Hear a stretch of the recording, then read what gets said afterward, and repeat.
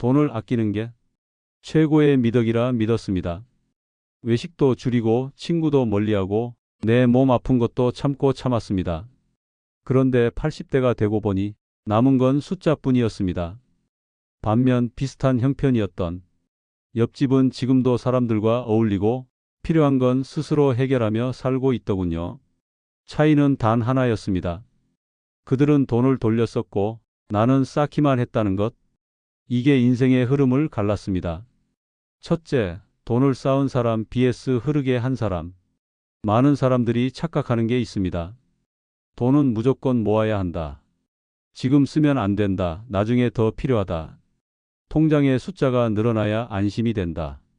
이런 믿음, 틀린 말은 아닙니다. 하지만 절반만 맞는 말입니다. 실제로 어떤 분은 정년퇴직 이후 수십 년을 전략이라는 방패만 믿고 살았습니다. 하루 한 끼로 식비를 줄이고 난방도 최소한으로 틀고 병원도 가능한 한 안 갔습니다. 그렇게 아끼고 아낀 끝에 80세가 되었을 때 통장엔 1억 원이 남아 있었습니다. 그런데 그는 울고 있었습니다. 왜냐고요? 그 돈을 쓸 기회는 이미 지나갔기 때문입니다. 돈을 쌓는 것이 전부가 아닙니다. 우리는 늘 이렇게 배워왔습니다. 아껴야 산다. 비 오는 날을 대비해야 한다. 모으지 않으면 굶는다. 물론 중요합니다. 하지만 그 비 오는 날이 지금일 수도 있다는 걸 종종 잊습니다. 70대, 80대는 돈을 아껴야 할 시기가 아니라 써야 할 시기입니다. 돈을 묶어두면 어느 순간부터 돈이 필요할 때도 꺼내 쓰기가 어려워집니다. 심리적 장벽이 생기고 이 돈은 마지막 남은 돈이라는 불안이 커져 정작 써야 할 순간에도 조금만 참자가 먼저 나옵니다. 그렇게 시간이 지나면 결국 몸이 망가지고 관계가 멀어지고 기회는 지나갑니다. 반대로 돈을 돌려 쓴 사람은 다릅니다. 이 돈은 병원비로 써야겠다. 이건 매달 친구들과 만나는 비용으로 써야겠다. 여기는 내가 기분 전환하려고 정해놓은 예산이다. 이런 식으로 돈에 목적을 부여하고 순환시킨 사람들은 80대가 되어도 여전히 삶을 주도하고 있습니다.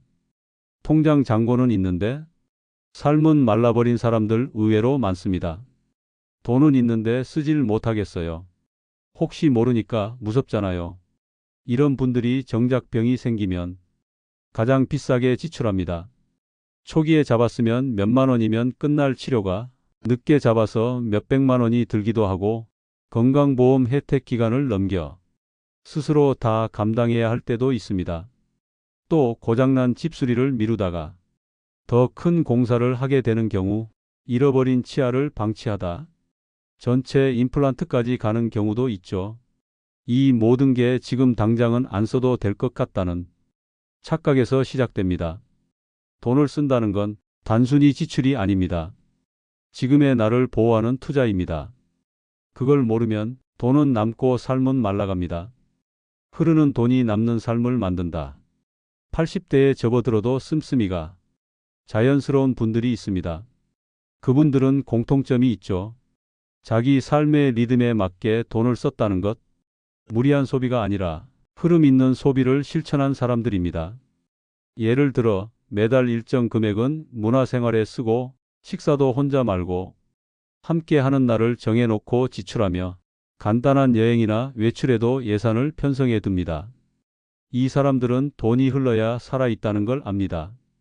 그 결과 돈이 삶을 따라 움직였고 삶이 돈의 흐름을 만들어냈습니다. 돈은 흐름을 만들어야 힘이 생깁니다. 전략만 하면 돈이 모이긴 합니다.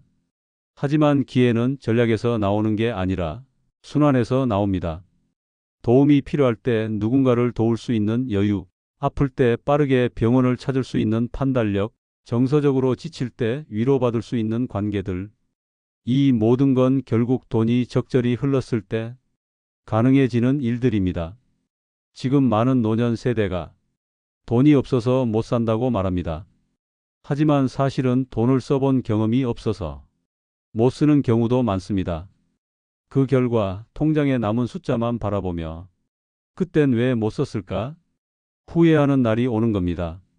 지금까지 돈은 모아야 한다는 말만 들으며 살아오셨다면 이제부터는 돈을 흘려야 한다는 말도 들으셔야 할 때입니다. 흘린다는 건 낭비가 아닙니다. 쓰임이 있어야 그 돈이 당신 삶의 역할을 한다는 뜻입니다. 남겨진 돈보다 흘렀던 돈이 당신 삶을 더 단단하게 지켜줍니다. 아끼는 삶보다 움직이는 돈이 남는 삶을 만듭니다. 둘째, 돈 아끼며 사람 잃은 사람 vs 관계에 쓴 사람. 노년이 되면 돈보다 더 소중한 것이 하나 있습니다. 그건 바로 관계입니다. 그런데 많은 분들이 젊을 땐 관계에 시간을 못 쓰고 나이 들어선 돈을 못 씁니다. 친구 만나려면 밥값이 들잖아. 괜히 밖에 나가면 쓸 일이 생기잖아. 그래서 어느 순간부터는 사람을 피하게 되고 모임을 끊게 됩니다. 그리고 남는 건 통장에 조금 늘어난 잔고와 하루 종일 울리지 않는 핸드폰뿐입니다. 돈을 아끼려다 사람이 멀어졌습니다. 아무도 날 안 찾아. 이 말 노년에게서 가장 많이 들리는 말 중 하나입니다. 하지만 곰곰이 따져보면 그 시작은 타인이 아닌 자기 자신이 끄는 경우가 많습니다. 70대 어씨는 이런 말을 했습니다. 60 넘고부터는 괜히 불편하더라고요. 친구들 밥 먹자고 하면 계산 걱정 들고 내가 낼 수도 없고 얻어먹긴 더 싫고 그래서 그냥 연락을 끊었어요. 어씨는 그렇게 사람을 잃었습니다. 밥값이 아까워서가 아니라 돈을 쓸 수 없다고 판단한 순간 관계도 스스로 차단해 버린 겁니다. 관계는 돈이 들지만 돈보다 귀합니다. 관계를 유지하려면 시간도 필요하고 돈도 듭니다. 하지만 그것을 소비로만 보면 늙어서 반드시 후회합니다. 돈을 돌려 쓴 사람들은 관계도 함께 살립니다. 작은 차 한 잔, 간단한 점심, 생일 때 전하는 선물 한 봉지. 이게 전부 몇만 원이지만 그 돈은 관계를 이어주는 연결선이 됩니다. 반대로 아무리 아껴서 몇만 원을 통장에 남겼다 해도 그 돈이 대신 전화를 걸어주지 않고 안부를 묻지 않습니다. 돈을 쓰지 않은 결과 관계가 끊기고 결국 외로움은 다시 병원비, 약값, 심리치료비로 되돌아옵니다. 아끼려다 쓸 일이 더 많아지는 겁니다.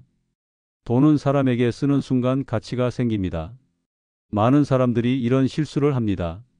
언젠가 여행 가려고 모으는 돈이야. 자식 줄 돈이니까 건드리지 말자.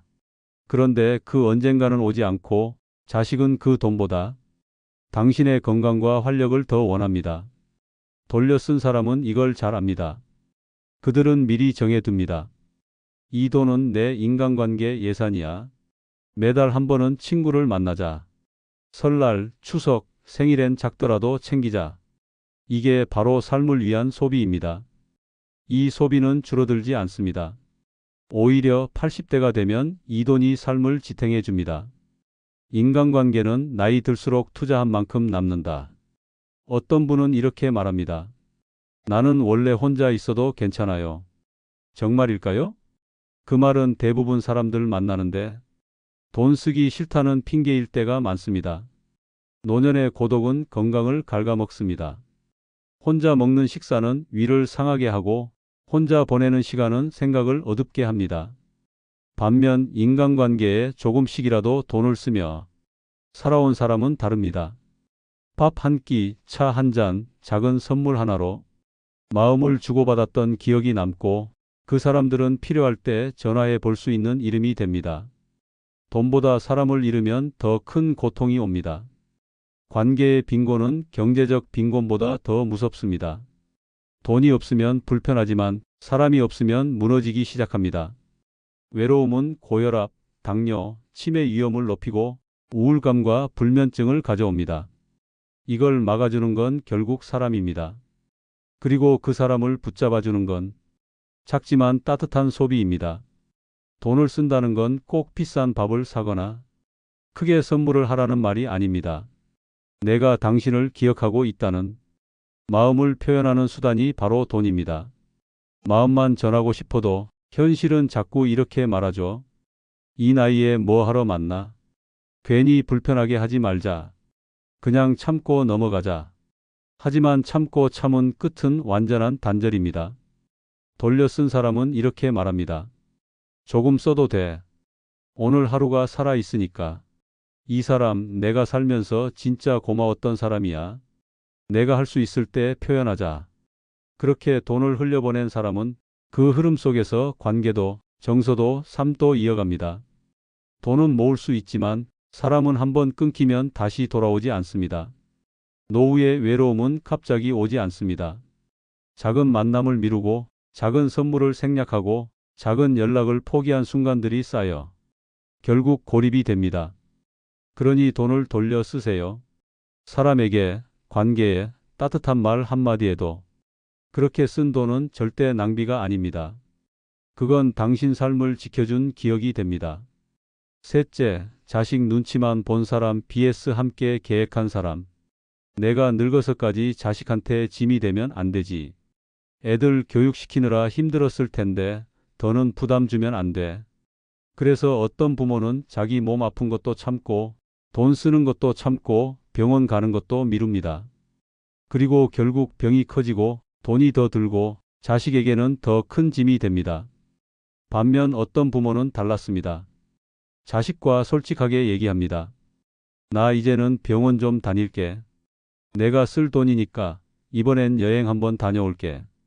그리고 그들은 돈을 스스로 쓸 수 있을 때 써서 건강도 챙기고 인간관계도 유지하고 자식과의 관계도 무너지지 않았습니다. 미안하다는 말이 만든 숨겨진 고통.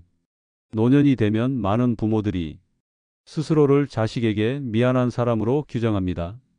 이미 평생 자식 위해 돈을 썼고 희생했고 아꼈는데도 이제 와서 내가 더 쓴다는 것에 죄책감을 느끼는 겁니다. 그래서 병원비도 안 쓰고 외식도 줄이고 택시도 안 타고 혹시라도 자식에게 돈 들어갈까봐 손 벌릴 일 없게 스스로 조심합니다. 하지만 이 모든 조심은 결국 지나친 전략이라는 이름의 자기 희생이 됩니다. 그리고 시간이 지나면 그 희생은 분노나 외로움으로 바뀝니다. 자식에게 직접 말은 못하고 속으로는 이런 생각이 계속 떠오릅니다. 내가 너희한테 다 줬는데 나는 이렇게 참고 사는데 넌 왜 나를 몰라주냐. 돈을 안 쓰는 게 자식에게 더 무거운 짐이 됩니다. 어떤 부모는 자식에게 부담 주지 않겠다며 돈을 쓰지 않습니다. 하지만 역설적으로 그게 자식에게 더 큰 부담이 되는 경우가 많습니다. 예를 들어 병원에 미루고 미루다 중병이 생기면 그때는 수천만 원이 들어갑니다. 간병비, 입원비, 병간호, 시간까지. 그때는 자식도 돈이 들어가고 생활도 흔들리게 됩니다. 차라리 초기에 병원 가서 수십만 원 쓰는 게 나았을 수 있습니다. 하지만 부모는 나중에 네가 힘들까봐 안 갔다고 말하죠. 이건 오히려 자식에게 죄책감만 남깁니다. 자식과 합의하고 쓴 사람의 지혜, 돌려 쓴 사람들은 다릅니다. 그들은 자식과 돈에 대해 솔직하게 말하는 법을 익힌 사람들입니다. 내가 모아둔 돈이 이 정도 있어. 한 달에 이만큼은 내가 생활비로 쓸 거고 이만큼은 병원비로 남겨둘게. 이런 식으로 합의된 소비를 실천합니다. 그리고 자식도 안심합니다. 우리 엄마는 자기 삶을 챙길 줄 아는 분이야. 아빠는 무조건 참고 버티지 않아서 다행이야. 이렇게 되면 자식은 부담이 아니라 신뢰를 느낍니다. 그리고 부모도 스스로 돈을 쓰는데 죄책감이 없어집니다. 내가 쓸 돈 아껴서 내가 쓰면 미안하다는 생각은 버리세요. 자식에게 줄 돈을 미리 빼놓고 남은 돈도 아끼고 아끼는 분들이 많습니다. 하지만 그 자식이 진짜 원하는 건 당신의 건강, 자립, 그리고 행복한 얼굴입니다. 자식과 합의하고 쓰는 건 이기적인 게 아닙니다. 오히려 건강한 부모로 오래 남기 위한 가장 현명한 선택입니다. 이걸 이해하지 못하면 결국 자식도 부모도 모두 후회하게 됩니다. 자식은 그때 부모님이 더 챙기셨으면 좋았을 걸 하고 부모는 그때 나도 좀 누릴 걸 하며 돌아보게 됩니다. 돈을 쓰지 않은 결과는 결국 관계 단절입니다. 내가 힘들까봐 참았어라는 말은 따뜻해 보입니다. 하지만 그건 결국 나는 나대로 살았고 넌 내 방식으로 살아라는 선언이 될 수 있습니다. 이건 함께 나이 들어가는 관계가 아니라 따로 늙어가는 삶입니다. 자식과 합의하고 쓰는 소비는 단지 돈을 쓴다는 것이 아니라 관계를 유지하겠다는 의지의 표현입니다. 나는 너와 함께 나이 들고 싶다는 신호입니다. 자식과 함께 설계하는 노후, 그것이 가장 지혜롭다. 돈을 쓰기 전 자식과 한 번만 솔직하게 이야기해 보세요. 이 돈은 내가 언제, 어디에, 어떻게 쓸 계획이야? 혹시 네가 힘들 때 내가 도울 수 있도록 조금은 남겨둘게. 하지만 그 외엔 나를 위해 제대로 쓸 거야. 이 대화 하나가 당신을 죄책감에서 해방시켜주고 자식도 불안에서 벗어나게 해줍니다. 그리고 무엇보다 중요한 건 그 돈이 지금 당신에게 필요하다는 사실입니다. 건강이 있을 때, 체력이 있을 때, 삶을 스스로 선택할 수 있을 때 써야 의미가 있습니다. 미안하다는 말 대신 함께 쓰는 계획을 만드세요. 미안해서 못 쓰겠어요. 이 말이 반복되는 가정은 결국 부모도 자식도 행복하지 않습니다. 혼자 참는 전략보다 함께 합의한 소비가 더 오래갑니다. 지금이라도 늦지 않았습니다. 자식과 대화를 시작해 보세요. 그리고 지금 당신에게 필요한 돈을 당신의 삶에 맞게 당신의 방식으로 쓰세요. 그게 바로 자식에게 가장 가볍고 가장 아름다운 부모가 되는 길입니다. 넷째, 계획 없이 모은 돈 vs 목적이 있는 돈. 많은 분들이 이런 말을 합니다. 그냥 뭐라도 모아야죠. 어디에 쓰일진 몰라도 돈이 있으면 좋잖아요. 그래서 일단 적금을 붓고 통장을 여러 개로 나눠두고 보험도 여기저기 가입하고 부동산도 하나쯤은 갖고 있어야 마음이 놓입니다. 하지만 그 돈이 어디에 쓰일지, 언제 꺼내 쓸 건지, 어떤 시기에 얼마가 필요한지는 정작 한 번도 계산해 보지 않은 경우가 대부분입니다. 그러면 어떻게 될까요? 돈은 있는데 막상 못 쓰고 쓸 때가 되면 부족하고 결국엔 이리저리 옮기다 세금만 더 내는 일이 벌어집니다. 모은 돈이 아니라 준비된 돈이 필요합니다. 모았다고 끝이 아닙니다. 진짜 중요한 건 이 돈이 어디에 쓰일 돈인가를 명확히 아는 것입니다. 예를 들어 이런 식입니다. 병원비로는 얼마까지 감당할 수 있나? 75세 이후 매달 얼마나 쓰게 될까? 85세 이후 간병비로 평균 얼마가 드나? 자식에게 남겨줄 돈은 정해둬야 할까? 말아야 할까? 이 질문을 던지지 않은 채 그냥 모아야 돼만 반복하면 나중엔 돈을 어디서부터 꺼내 써야 할지도 모르게 됩니다. 반대로 돌려 쓴 사람은 다릅니다. 그들은 돈을 단순히 모으는 게 아니라 각 시점에 맞는 쓰임새를 함께 설계합니다. 돈은 계획이 없을수록 쓸모가 없습니다. 이 말을 들으면 이상하게 들릴 수도 있습니다. 돈이 있는데 왜 쓸모가 없어요? 하지만 노후에는 실제로 그렇습니다.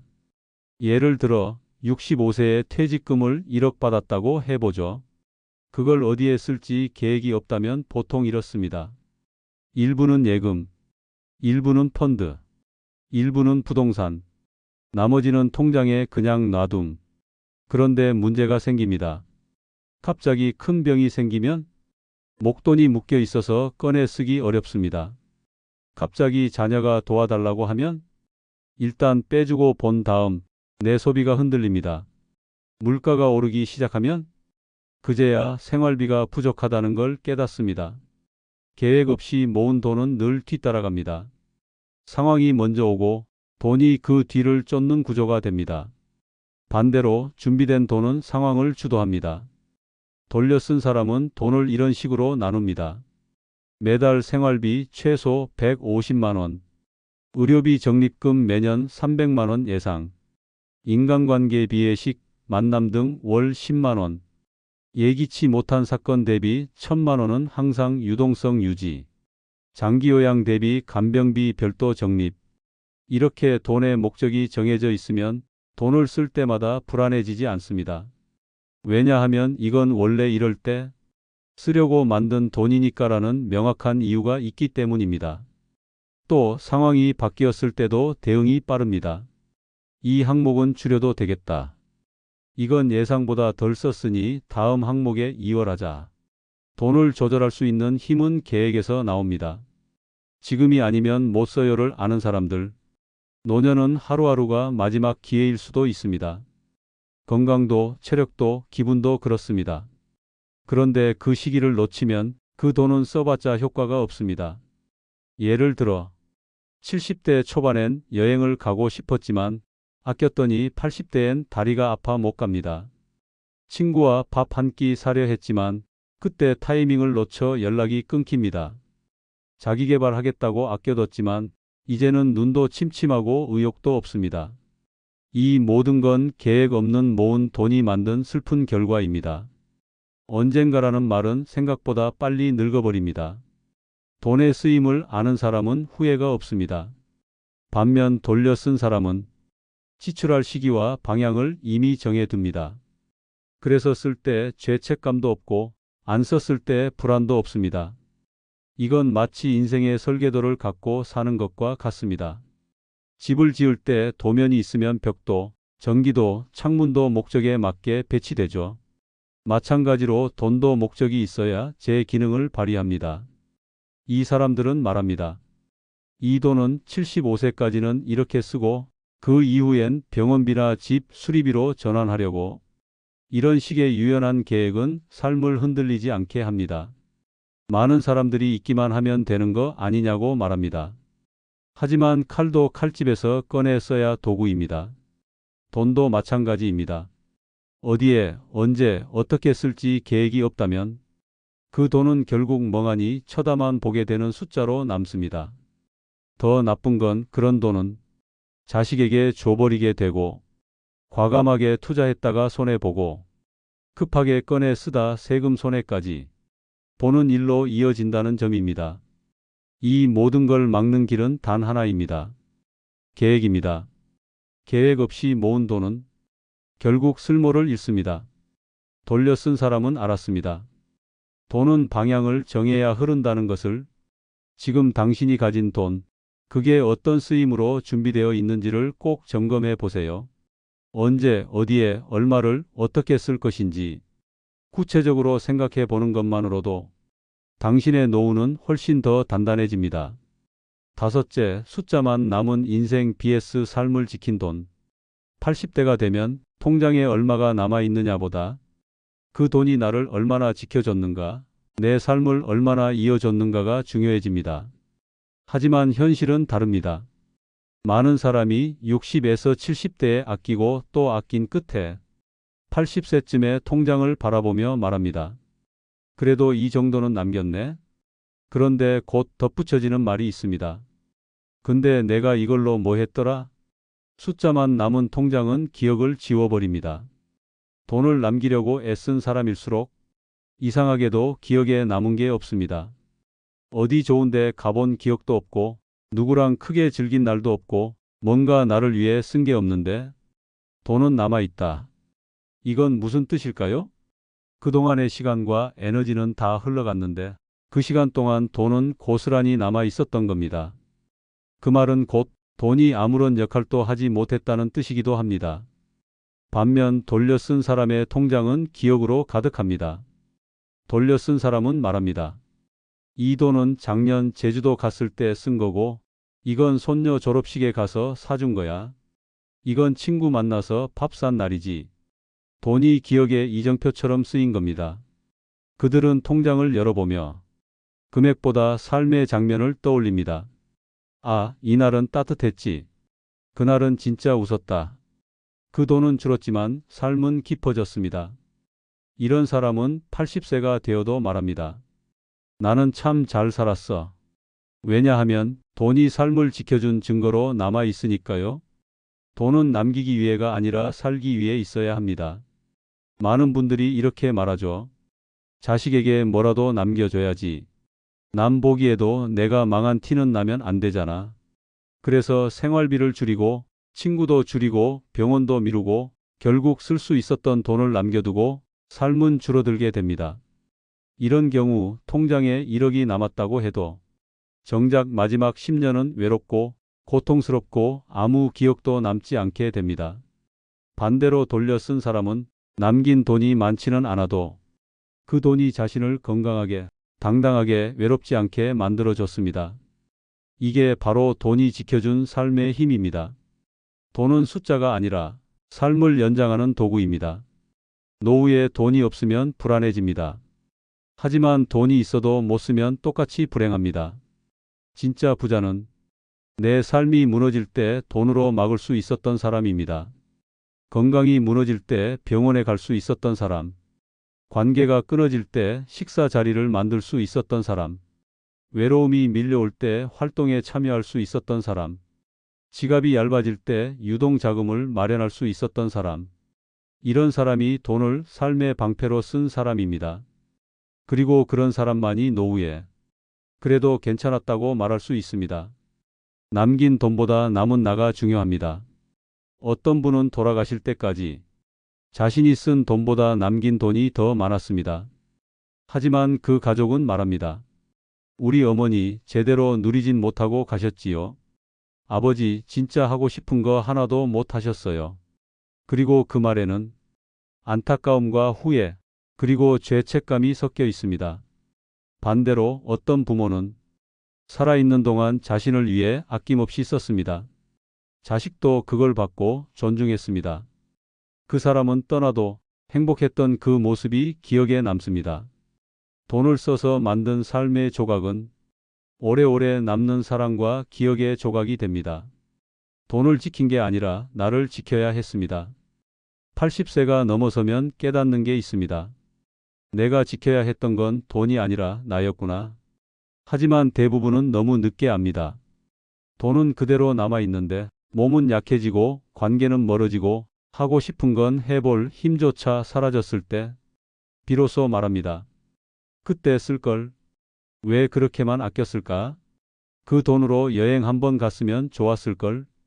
그때는 그 어떤 위로도 그 어떤 돈도 지나가 버린 시간을 되돌릴 수 없습니다.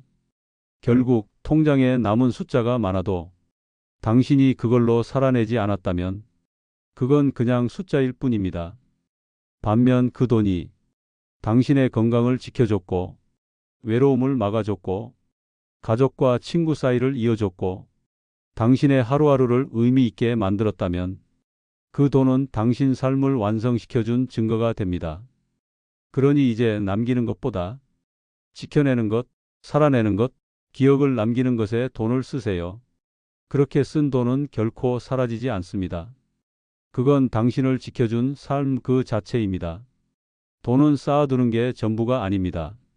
언제, 어디에, 누구를 위해 썼느냐에 따라 삶의 방향이 완전히 달라집니다. 아끼기만 한 사람은 숫자만 남았고 돌려 쓴 사람은 기억과 사람, 그리고 삶이 남았습니다. 지금부터라도 늦지 않았습니다. 당신의 돈, 당신의 삶을 지키는 데 쓰세요. 구독과 좋아요로 더 깊은 노후 이야기를 함께 해주세요.